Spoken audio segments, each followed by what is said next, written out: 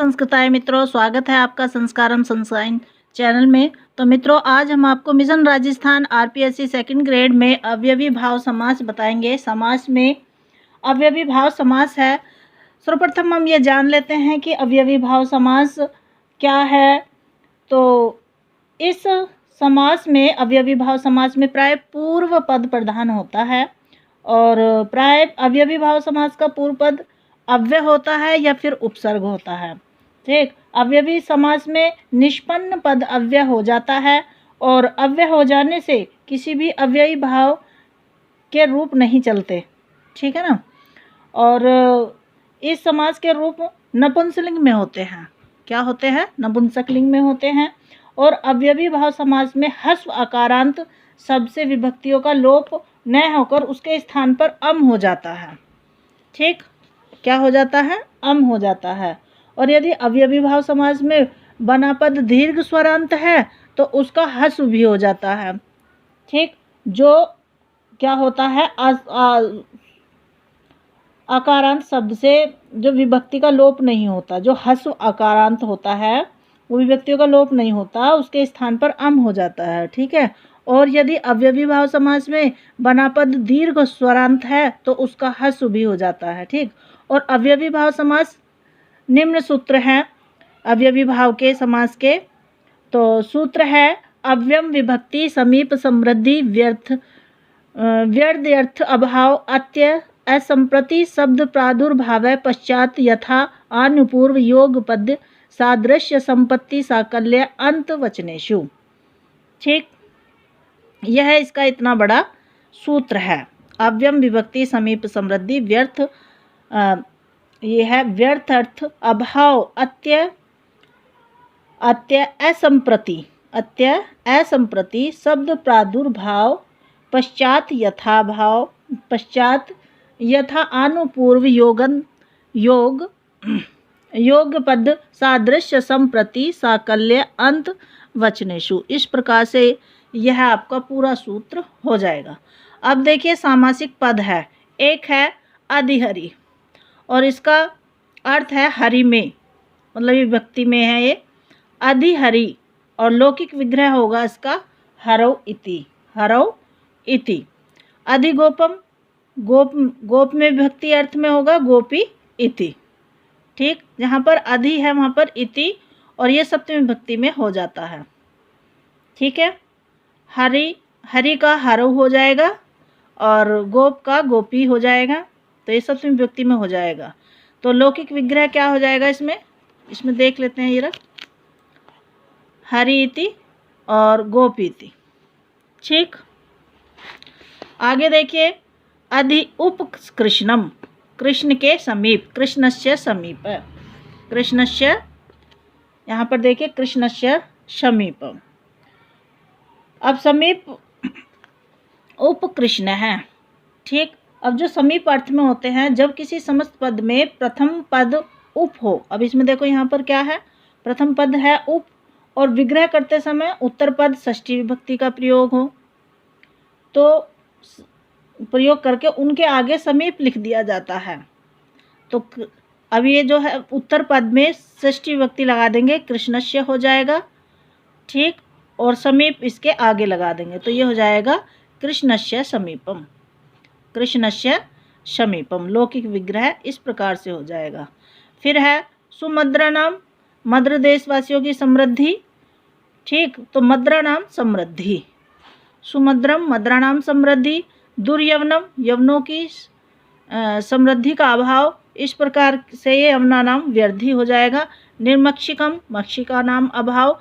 इस प्रकार से हम ये सामासिक पद देख लेते हैं पहले। ठीक, पहले हम सामासिक पद देख लेते हैं। अधिहरि, अधिगोपम, उपकृष्णम, सुमद्रम, दुर्यवनम, निर्मक्षिकम, अतिहिमम, अतिनिद्रम और इतिहरि। अनुविष्णु, अनुरूपम, प्रत्यर्थम, यथाशक्ति, सहरि, अनुज्येष्ठम, सचक्रम, सखी, सछत्रम और सचत्रम, सतीर्णम और सतिन, साग्नि, पंचगंगम द्वियमनम उपसर्दम फिर प्रतिविपाशम उपजर्शम और उपराजम अध्यात्मम उपचर्मम या उपचर्म उपसमिधम उपसमितम। यहाँ देखिए पंचगंगम द्वियमनम उपसर्दम प्रतिविपाशम उपजर्शम और उपराजम अध्यात्मम उपचर्मम और उपसमिधम उपसमित। इस प्रकार से ये 29 उदाहरण आपके अवयवी भाव समास में हैं। मित्रों यही आपके इसमें से कहीं ना कहीं से कोई ना कोई सा आपका ये उदाहरण आ जाएगा, या तो उसका लौकिक विग्रह पूछ लेंगे या फिर यह समास कौन सा है, इस प्रकार से उदाहरण देकर प्रश्न किया जा सकता है। ठीक, अब यहाँ पर फिर इसका हम अर्थ देख लेते हैं। यहाँ पर देखिए अर्थ देख लेते हैं। ये है सेकंड अधिहरि हरौ इति, अधिहरि हरौ इति उप और अधिगोपम गोपी इति उपकृष्णम कृष्णस्य समीपम। और फिर है सुमद्रम मद्रानाम समृद्धि। ठीक, और फिर है दुर्यवनम यवनों की समृद्धि अर्थात यमुना नाम व्यर्थी, व्यर्थी का भाव अर्थ में यमुना नाम व्यर्थी। निर्मक्षिकम मक्षियों का भाव मक्षिका नाम अभाव है, यह इसका लौकिक विग्रह है। फिर है अतिहिमम हिमस्य अत्य है, अतिहिमम अतिहिमम हिमस्य अत्य। फिर है अतिनिद्रम निद्रा संप्रति न युज्यते, लौकिक विग्रह क्या होगा, निद्रा संप्रति न युज्यते, अतिनिद्रम निद्रा संप्रति न युज्यते। ठीक, फिर है इतिहरि, इतिहरि में हरि शब्दस्य प्रकाश है, हरि शब्दस्य प्रकाश है, इतिहरि हरि शब्दस्य प्रकाश है। अनुविष्णु, अनुविष्णु का लौकिक विग्रह होगा विष्णु पश्चात है। फिर है अनुरूपम, अनुरूपम का होगा रूपस्य योग्यम, अनुरूपम रूपस्य योग्यम। प्रत्यर्थम अर्थम अर्थम प्रति। फिर है यथाशक्ति शक्ति अनतिक्रम्य। सहरि तो हरे सादृश्यम, हरे सादृश्यम। अनुज्येष्ठम, यहाँ पर देखिए अनुज्येष्ठम ज्येष्ठ अनुपूर्वेन चक्रेन, ठीक है ना, ज्येष्ठस्य अनुपूर्वेन, ज्येष्ठस्य अनुपूर्वेन सचक्रम चक्रेण युगपत्। ससखी सदृश्य सख्या, सदृश्य सख्या का लौकिक विग्रह होगा इसका। और सछत्रम का लौकिक विग्रह होगा छत्रानाम संपत्ति, छत्रानाम संपत्ति। फिर है आपका सतीर्णम, सतीर्णम का होगा तीर्णानाम तृणम अपि अपरित्यज्य, तृणम अपि अपरित्यज्य। ठीक, फिर है साग्नि, यह है अग्नि ग्रंथ है पर्यंतम। सतीर्णम का अति मतलब तिनके को भी छोड़े बिना संपूर्ण खाता है, तो तीर्णम अपि अपरित्यज्य, तीर्णम अपि अपरित्यज्य। साग्नि में देखिए अग्नि ग्रंथम पर्यंतम।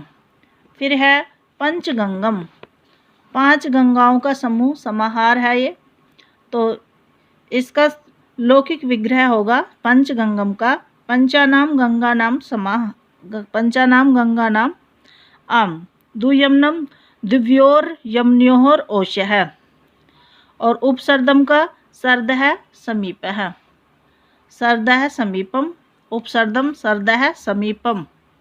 और प्रतिविपाशम मतलब इसका अर्थ है विपाशा नदी के सम्मुख, तो इसका लौकिक विग्रह होगा विपाशम विपाशम प्रति, प्रतिविपाशम विपाशम विपाशम प्रति। मोस्ट इम्पोर्टेंट है ये आपका।